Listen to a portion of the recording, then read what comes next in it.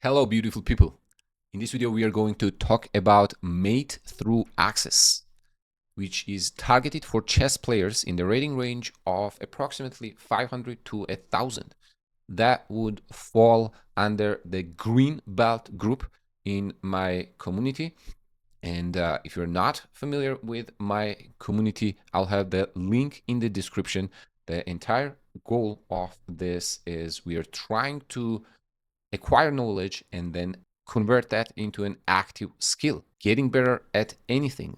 Those two stages are key. If you're only watching this video, you're acquiring the knowledge, but you're not really making decisions, which is what is going to be happening when you play the game on your own.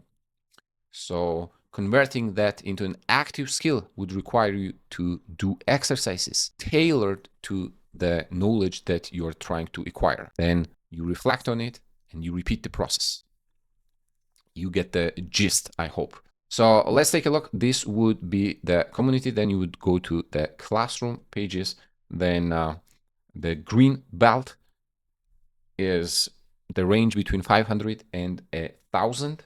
If you are not familiar what's going on here, and let's go add a new topic. So we have the video, then you have exercises here, links to entire file that includes whatever we're going to talk about, plus exercises tailored on this topic. So we said today's topic is going to be a mate through access. Okay, we're gonna save this, and this video is going to be attached here. Now, once you click that link, it's gonna take you to here. You click then classroom, and this is going to take a minute to load here on the right side. I have already loaded it here, so we can get started without further ado. All right, now the goal of this lesson is to improve our skills to finish the game. We start with mate in ones and mate in twos. Now, what is happening? King is open. First thing we're looking for at all times should be checks.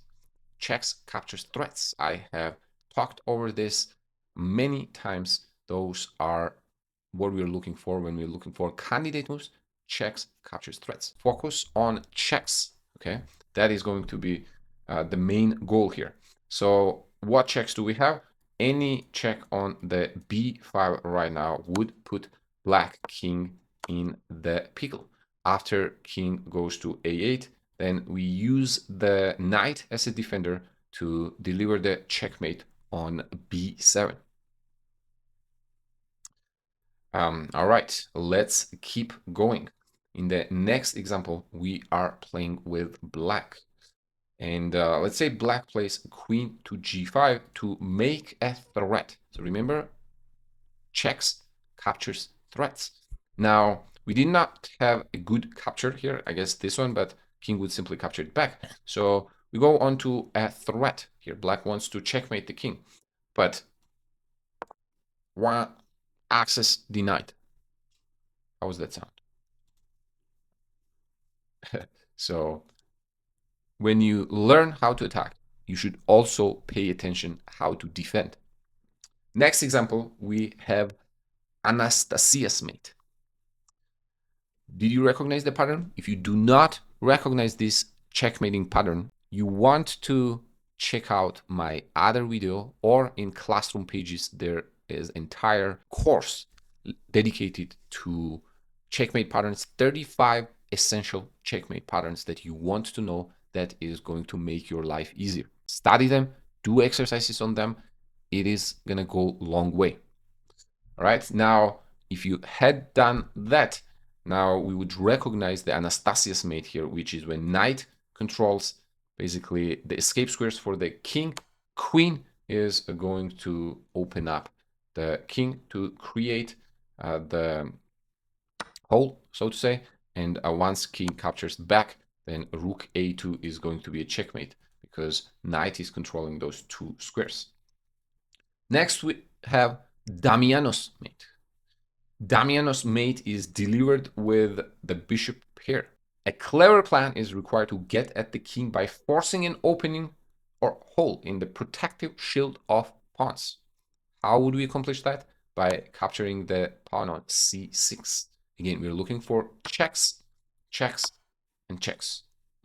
Checks, captures, and threats, but focus on checks and captures so far. All right. Next, we continue with mate through axis by luring away defenders. Besides capturing, there is another way to gain access to the king.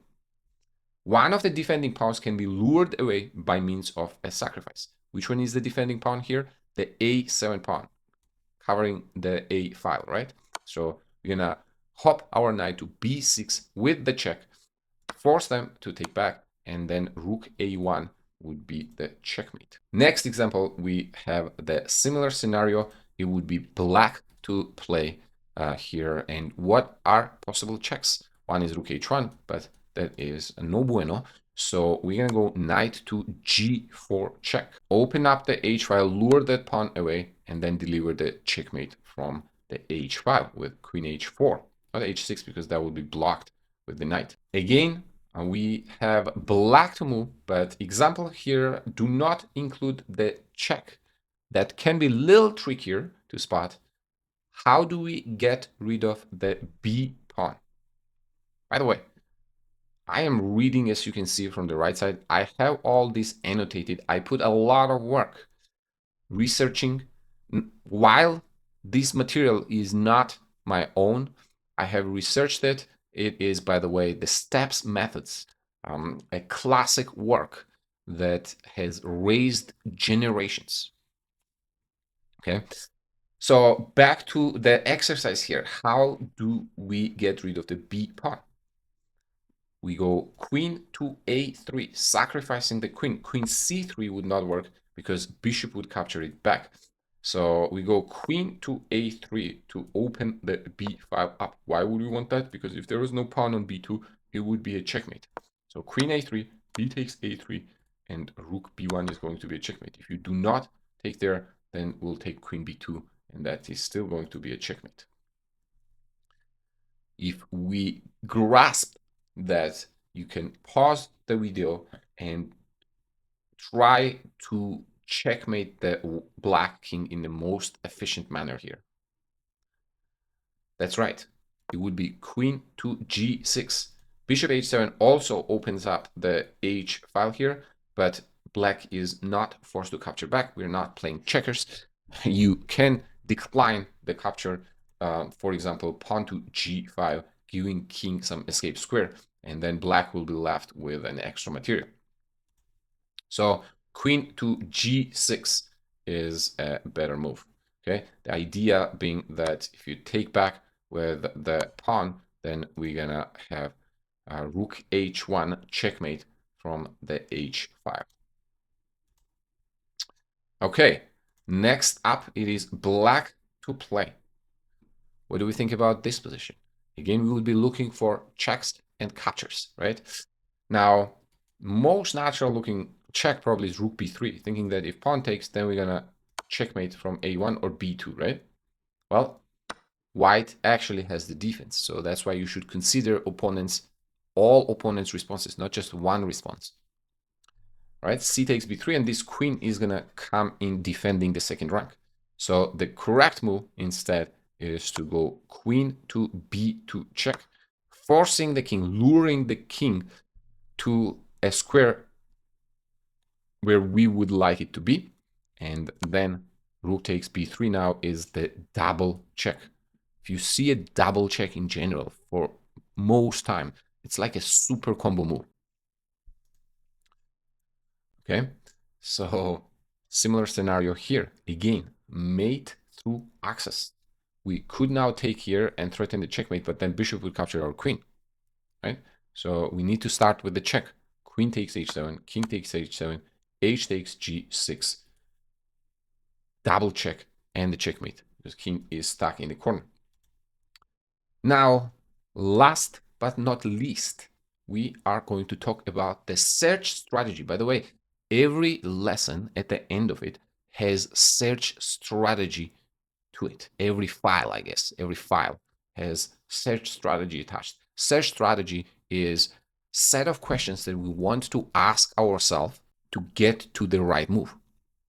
Okay. Now, in this case, it would be, well, the king is the target. Now, we want to find a mating pattern, number 2.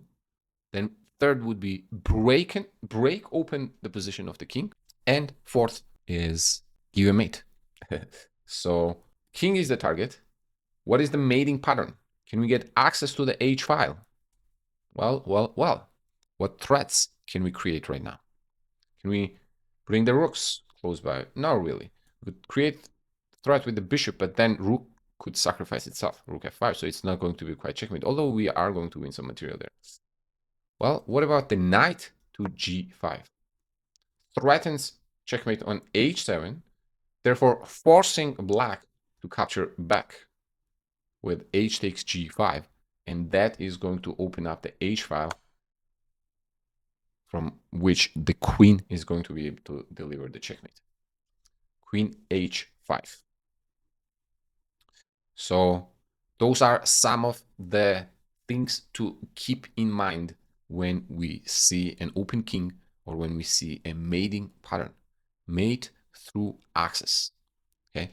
Basically, a lot of it is coordinating your pieces. How do you coordinate your pieces and how do you coordinate your attack? Now, on the right side, you will see here, I'm going to have 30 exercises included on this specific topic. That is plenty. If you want more exercises on this, what I would suggest you do is you go to puzzle and you go to custom puzzles, and then you do mate in 1 and mate in 2. If you want to challenge yourself like a lot, and you can also do mate in 3, but I think that is going to be a little too challenging. And you can also give the rating range according to what your puzzle rating is, maybe 200-300 points higher than that. All right. This in general is a very good way to do exercises on a particular topic that you're trying to get better at. Okay. So active knowledge, actually passive knowledge, acquire knowledge, convert it into a skill by doing exercises on that particular topic. There you go. You have it. You have 30 exercises to enjoy.